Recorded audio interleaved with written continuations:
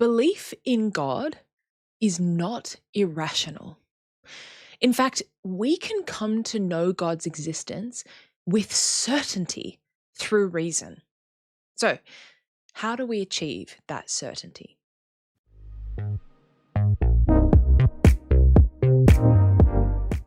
In this video, we're going to look at the different ways that human beings can come to know that God exists.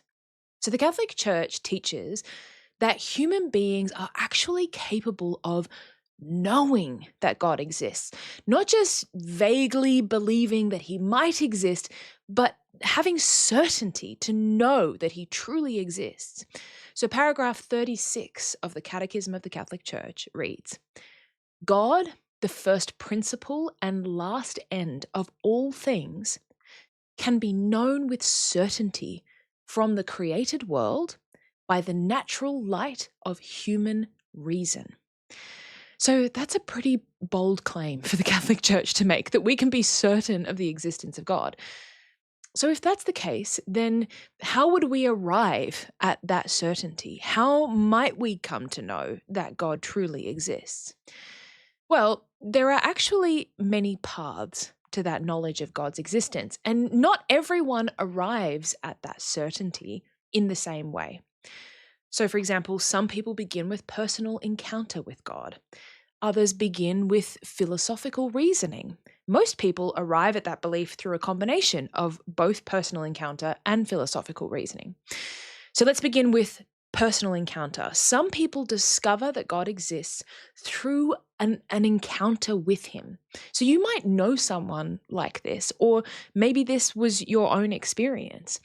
Maybe your first experience of God wasn't an intellectual one. Maybe you didn't sort of sit down and logically go through the steps and arrive at a belief in God. Maybe you suddenly felt a profound sense of God's presence while you were praying. Or maybe it happened when you were at Eucharistic adoration or at Mass, when you suddenly became aware that Christ was really and truly present in the Eucharist. So for many people, belief in God begins with a personal encounter with God. And I want to be clear about something. That is a completely valid way of beginning to believe in God. Sometimes people play down those kinds of personal encounters with God as though they don't mean anything, or they're not valid because they're not philosophical.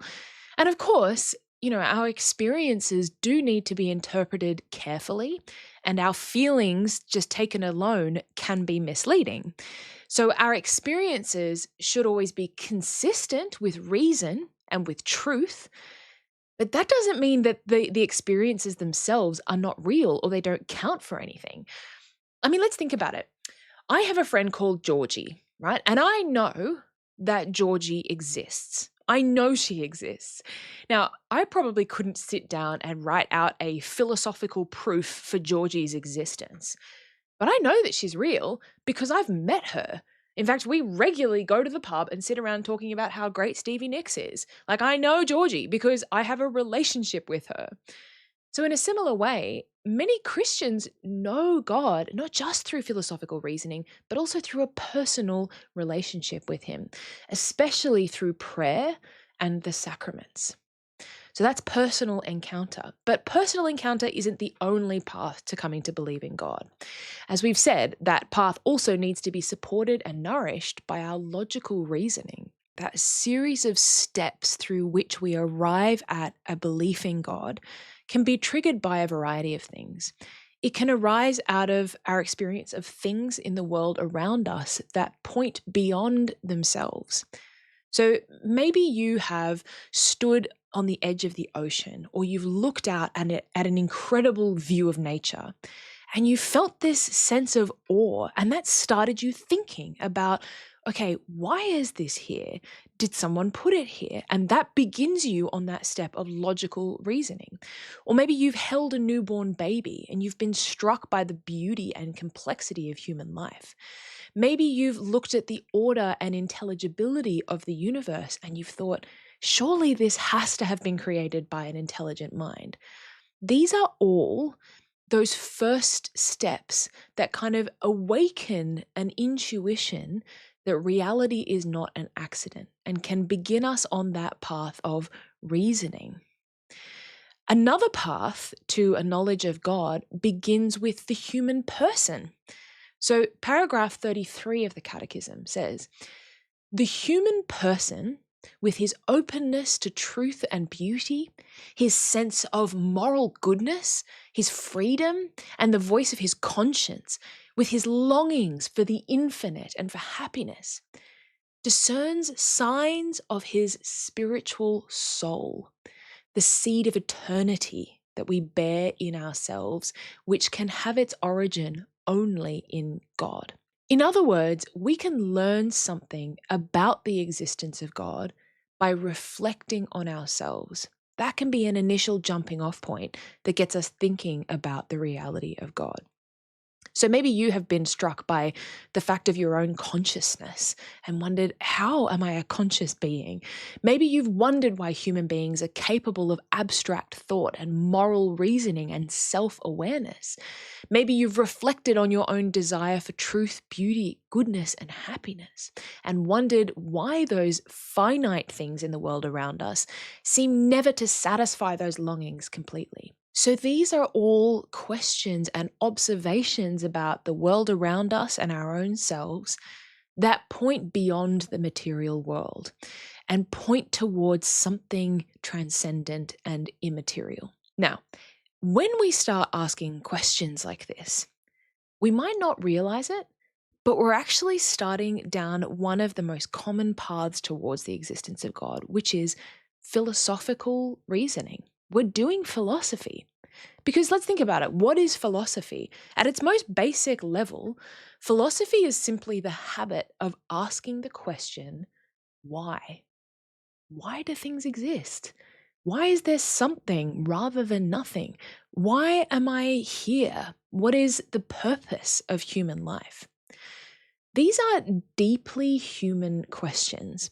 In fact, they show up in just about everyone, pretty much from the point where we first learn to think and talk. So I don't know if you've ever gotten yourself trapped in like a why loop with a toddler. I mean, I tell you what, I used to work as a nanny in my 20s, and I had so many of those why loop conversations where you would be trying to get a child to go to bed and you'd be like, "Okay, sweetie, time for bed." And she'd be like, "Why?" You're like, because it's night. You're like, why? Why is it nighttime? Because the sun has gone down. Why? Why? Because go to bed. That's why. And the thing that we learn about these conversations is that human beings are naturally curious. We want explanations. We want reasons. We want to understand reality. And throughout history, again and again, people have asked that question, why? Why am I here? What is this all for? And what they've discovered is that if you keep asking those questions, as you follow that train of reasoning, there's a good chance that they're going to lead you towards belief in some kind of God. Not necessarily straight to the Christian God, that requires a few extra steps, but towards a belief in some kind of creator, some kind of intelligent mind behind the universe. This is exactly what happened with many of the great pagan philosophers. So people like Plato and Aristotle. Neither of them were Christians. Neither of them had access to divine revelation. And yet, through their philosophical reasoning alone, they arrived at the conclusion that there must be some ultimate source or first principle behind reality. And this is one of the reasons why Catholics and the Catholic Church have always valued philosophy so highly. The Church has always insisted that faith and reason are not enemies. Reason can prepare us for faith, and faith can deepen and perfect what reason discovers. So that's why both of the paths that we've discussed today are important. That personal encounter with God and our logical philosophical reasoning. Both are so important because we can have all of the philosophical arguments in the world, but they're not going to get us very far if we never actually come to know God personally. And at the same time, our personal relationship with God will only become richer and stronger when we deepen our intellectual understanding of who He is. Personal encounter and rational reflection, they're not competitors, they're working together. So, in our next few videos, we're going to begin exploring what we call philosophical proofs for the existence of God. And we're going to begin with some of the most famous philosophical proofs, i.e., St. Thomas Aquinas's 5 ways. Now, we just need to pause and add one final thing here. We've used the phrase proofs for the existence of God. Now, that phrase can be a little bit misleading because it can make us think of like scientific proofs, empirical proofs. But philosophical proofs are not the same as scientific proofs because we can't put God in a laboratory. We can't put him under a microscope or run an experiment and kind of conjure up God and then measure him empirically, because God is not a material object within the created universe. And scientific empirical proofs are aimed at proving the existence of those material things within the created universe. But God is the very act of being itself. So we can't do scientific experiments to discover his existence. Instead, we use philosophical proofs. Philosophical proofs are arguments that begin with things that we can observe about reality and ask what has to be true in order for these observations to make sense. So they start with the world that we can see and touch and experience. And from there, they reason toward some kind of first principle or creator of the material world. So in our next video, we're going to begin by looking at Thomas Aquinas's first way and how it helps us to understand why belief in God might be not only reasonable, but deeply rational. Have a great day. Okay, bye.